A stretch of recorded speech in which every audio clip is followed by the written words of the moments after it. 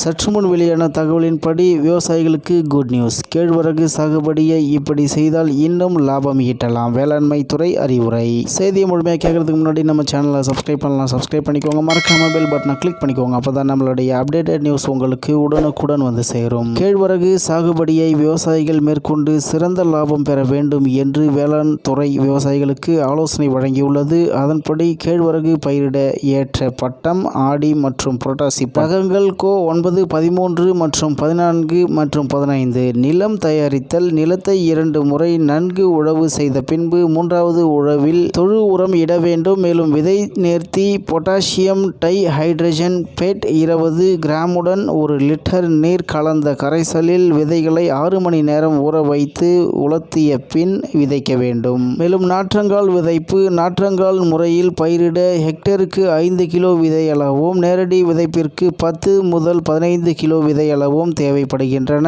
இதற்கு நடவு முறையாக 18 முதல் 21 நாட்கள் வயதுடைய நாற்றுகளை குத்துக்கு 2 அல்லது 3 நாற்றுகள் வீதம் 15 x 15 சென்டிமீட்டர் அல்லது 22.5:10 சென்டிமீட்டர் இடைவெளியில் நடவு செய்யலாம். மேலும் உர நிர்வாகம் மற்றும் நுண்ணுயிர் உரங்கள். பரிந்துரைக்கப்பட்ட உர அளவான தழை, மணி, சாம்பல் சத்துக்களை ஹெக்டேருக்கு முறையே 90:45:45 கிலோ இட வேண்டும். 10 பொட்டலம் அதாவது 2000 கிராம் அசோஸ்பைரில்லம் மற்றும் 10 பொட்டலம் பாக்டீரியத்தை மக்கிய தொழு உரத்துடன் கலந்து 1 ஹெக்டேர் நிலத்தில் பரப்பலாம். இரவையில் 5 பாக்கெட் அசோஸ்பைரில்லத்தை 40 லிட்டர் தண்ணீரில் கலந்து 1 ஹெக்டேருக்கு தேவையான நாற்றுகளை 15 முதல் 30 நிமிடம் வேர் மூழ்கும்படி நனைத்து நடவு செய்யலாம். மேலும் விதைத்த அல்லது நட்ட 18ஆம் நாள் ஒரு களையும் 45ஆம் நாள் மற்றொரு களையும் எடுக்க வேண்டும். அல்லது 1 ஹெக்டேருக்கு 2 லிட்டர் பியூட்டாக்ளோர் களைக்கொல்லியை 500 லிட்டர் தண்ணீருடன் கலந்து நாற்று நட்ட 3ஆம் நாள் கைத்தெளிப்பான் கொண்டு தெளிக்க வேண்டும். மேலும் கேழ்வரகினை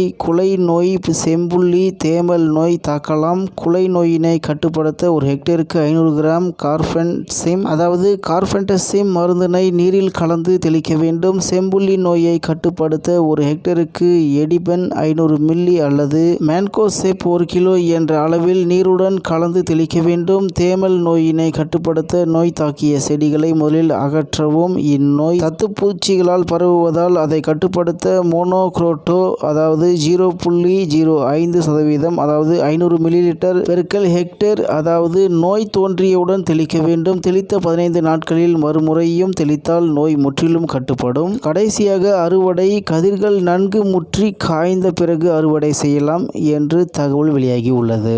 இத்துடன் இன்றைய முக்கிய செய்தி நிறைவேறுகிறது. மேலும் இது போன்ற செய்திகளை உடனுக்குடன் தெரிந்து கொள்ள ஆர்கே நியூஸ் தமிழ்நாடு சேனல் உடன் இருங்கள். நன்றி, வணக்கம்.